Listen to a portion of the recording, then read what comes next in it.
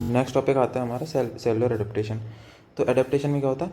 It is a reversible change in size, number, phenotype, metabolic activity और function of cell in response to change in environment. मतलब कुछ भी stressful condition आई, कुछ environment में change आए, तो जो भी चेंजेस आ रहे हैं सेल के अंदर रिवर्सिबली चेंज आ रहे हैं। मतलब वो स्ट्रेसफुल कंडीशन हट जाएगी तो वो जो सेल की स्टेट है वो अब नहीं रहेगी, ठीक है, फिर वो सेल नॉर्मल स्टेट में आ जाएगा। तो उसको बोलते हैं सेल एडेप्टेशन। सेल एडेप्टेशन 4 प्रकार का है: hypertrophy, hyperplasia, atrophy, metaplasia.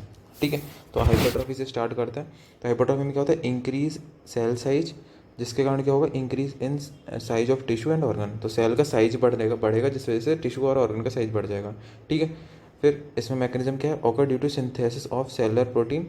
Cellular protein का सिंथेसिस बढ़ जाएगा, जैसे कि गाटा4, एनफेट, MEF2, तो इनका सिंथेसिस बढ़ जाएगा, तो ये मैकेनिज्म है, ठीक है। हाइपरट्रॉफी जो यूजुअली परमानेंट और नॉन डिवाइडिंग सेल में होती है, ठीक है। जो डिवाइडिंग सेल है मतलब तो उनमें तो नंबर बढ़ जाएगा उनका, तो उससे हो जाएगा सेलुलर एडेप्टेशन, पर ये जनरली परमानेंट सेल में होती है। तो इसके एग्जांपल ऐसे, सबके एग्जांपल ऐसे ही हैं कि फिजियोलॉजिकल और पैथोलॉजिकल। फिजियोलॉजिकल मतलब नॉर्मल, यूट्रस ड्यूरिंग प्रेगनेंसी, जब प्रेगनेंसी होती है तो जो यूट्रस उसका साइज बढ़ता है, तो वो हाइपरट्रॉफी की वजह से होता है, ठीक है। Skeleton muscle in body builder, तो जो बॉडी बिल्डर्स वगैरह होते हैं तो वो उनमें क्या होता है कि जैसे वो मसल को ट्रेन करते हैं, जैसे अपन ने बाइसेप कर लगाया, तो उसमें क्या होगा? जो बाइसेप की मसल है उसमें क्या होगा? टीयर होगा और वो ब्रेक होगी, जिस वजह से उसमें चेंजेस आएगा और मसल की जो साइज है वो बढ़ जाएगी, ठीक है। फिर पैथोलॉजिकल है, तो पैथोलॉजिकल में क्या है? Left ventricular hypertrophy. Left ventricular में जब हाइपरटेंशन होता है, जो लेफ्ट वेंट्रिकल से उसमें ज़्यादा प्रेशर बढ़ता है, तो जो इनकी वॉल्व है वो थिक हो जाती हैं, ठीक है। तो उसमें क्या होता है? Left ventral hypertrophy. ऐसी hypertrophy of bladder muscle due to urethral obstruction, urethra में कुछ ऑब्स्ट्रक्शन हो जाएगा जिस वजह से जो ब्लैडर की मसल उनमें हाइपरट्रॉफी हो जाएगी। तो ये 4 एग्जांपल इसके याद कर लेना, ठीक है। फिर नेक्स्ट आता है hyperplasia. Increase in number of cell, इसमें नंबर ऑफ सेल इंक्रीज होगा जिस वजह से increase in size of organ and tissue, number की इंक्रीज होने के साइज बढ़ रहा है, ठीक है। फिर नेक्स्ट आता है इसके मैकेनिज्म। मैकेनिज्म क्या है? Growth factor induce proliferation of mature cell. पिछले वाले में क्या हो रहा था कि सेलुलर प्रोटीन, जो प्रोटीन है उनका सिंथेसिस बढ़ रहा था, इसमें क्या है कि ग्रोथ फैक्टर इंड्यूस्ड हो रहा है, तो growth factor induce proliferation of mature cell, ठीक है। फिर ये यूजुअली डिवाइडिंग सेल में होता है, वो उसमें मैच्योर सेल में होता है, यूजुअली डिवाइडिंग सेल में हो रहा है। एग्जांपल इसके फिजियोलॉजिकल में हार्मोनल और कंपनसेटरी दो में डिवाइड किया। Breast during puberty, pregnancy and lactation, तो हार्मोनल चेंजेस की वजह से ये चेंजेस आ रहे हैं इसमें, ठीक है। कंपनसेटरी में लीवर आफ्टर पार्शियल हेपेटेक्टोमी, तो लीवर में जैसे ही हेपेटेक्टोमी करते हैं तो वो जो बाकी का लीवर है अपने आप ग्रो कर जाता है, तो वो किसकी वजह से होता है? हाइपरप्लेजिया की वजह से होता है, ठीक है। फिर पैथोलॉजिकल में occur due to hormonal excess, hormone का एक्सेस होता है उस वजह से होता है, जैसे कि एंड्रोजन का लेवल बढ़ जाएगा जिस वजह से बेनाइन प्रोस्टेटिक हाइपरप्लेजिया हो सकता है। अगर ईस्ट्रोजन का लेवल बढ़ जाएगा तो एंड्रोमेट्रियम हाइपरप्लेजिया हो सकता है, ठीक है। तो hyperplastic proliferation are fertile soil in which cancer can develop, तो जो हाइपरप्लेजिया है ना वो फर्टाइल सॉइल है कैंसर के लिए, मतलब इसी के मतलब आगे वाली जो स्टेज है वो कैंसर होती है, मतलब है ना। तो एंडोमेट्रियम हाइपरप्लेजिया है तो आगे चल के एंडोमेट्रियल कैंसर कर सकता है वो, ठीक है।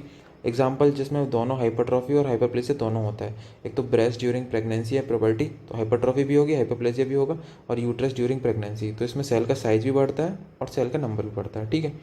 तो ये ब्रेस्ट की हो गई और ये बेनाइन प्रोस्टेटिक हाइपरप्लेजिया, ठीक है। फिर नेक्स्ट आता है atrophy. Atrophy decrease cell size and number, तो एट्रॉफी में आप सेल का साइज कम होगा और नंबर भी कम होगा, जिसकी वजह से क्या होगा कि साइज जो है ऑर्गन का वो कम हो जाएगा, ठीक है। फिर नेक्स्ट आता है मैकेनिज्म।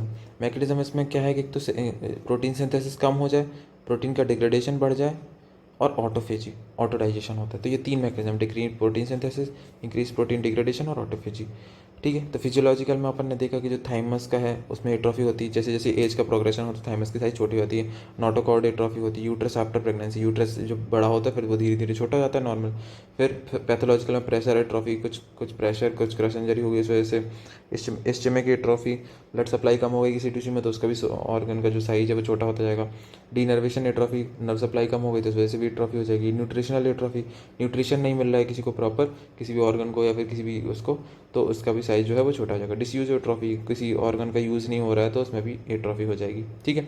तो ये 2 एग्जांपल याद कर लेना। फिजियोलॉजी में thymus atrophy, notochord atrophy, uterus after pregnancy. Pathological pressure atrophy, ischemic atrophy, denervation atrophy, nutritional atrophy और डिसयूज एट्रॉफी, ठीक है। तो फिर नेक्स्ट आता है मेटाप्लेजिया। मेटाप्लेजिया में क्या होता है? It is a reversible change in which one differentiated cell type is converted into other differentiated cell type. तो मतलब जब स्ट्रेसफुल कंडीशन आई उस वजह से जो एक सेल टाइप है, एक डिफरेंशिएटेड सेल टाइप मतलब एक मैच्योर सेल टाइप दूसरे मैच्योर सेल टाइप में चेंज हो गया, ठीक है। फिर उसके मैकेनिज्म में रीप्रोग्रामिंग ऑफ स्टेम सेल। सबसे पहला एग्जांपल आता है एपिथेलियल मेटाप्लेसिया। तो जो स्मोकर होते हैं, तो जो नॉर्मल रेस्पिरेटरी ट्रैक्ट में एपिथेलियल होता है, जैसे कि pseudo stratified chelated columnar epithelium है, वो कन्वर्ट हो जाता है स्ट्रेटिफाइड स्क्वैमस एपिथेलियम में। ठीक है, नॉर्मल ये स्ट्रेटिफाइड सिलेटेड कोलुमनर एपिथेलियम था, वो कन्वर्ट हो गया स्ट्रेटिफाइड स्क्वैमस एपिथेलियम। किस वजह से? स्मोकिंग की वजह से। इसको वो बोलते हैं स्क्वैमस मेटाप्लेसिया। फिर नेक्स्ट आता है बैरेट्स ईसोफेगस। तो जो बैरेट्स ईसोफेगस में क्या होता है कि जो स्ट्रेटिफाइड स्क्वैमस एपिथेलियम है ईसोफेगस का, जो लोअर ईसोफेगस वाला पार्ट है, वहाँ पर एसिड का बार बार इरिटेशन होता है, जो एसिड है एसिडिक कंटेंट वहाँ पर लगता है। इस वजह से क्या होगा, वो जो नॉर्मल स्ट्रेटिफाइड स्क्वैमस एपिथेलियम था वो कन्वर्ट हो जाएगा कोलुमनर एपिथेलियम में। ठीक है, ये किसकी वजह से हुआ? It is due to chronic reflux of highly acidic gastric acid content into lower oesophagus. तो लोअर ईसोफेगस में बार बार जो गैस्ट्रिक कंटेंट है, वो एसिडिक जो कंटेंट था वो बार बार लग रहा था, उस वजह से ये चेंजेस आए। ठीक है, बेस्ट ईसोफेगस जो कि क्या है, it is a risk factor for adenocarcinoma of oesophagus. तो अगर जो बैरेट्स ईसोफेगस होगा तो उससे क्या हो सकता है, एडिनोकार्सिनोमा ऑफ ईसोफेगस भी हो सकता है। ठीक है, फिर ये स्टेन करता है एल्सियन ब्लू से। क्यों करता है एल्सियन ब्लू से? कनेक्टिव टिश्यू मेटाप्लेसिया में आता है मायोसाइटिस ओसिफिकेंस।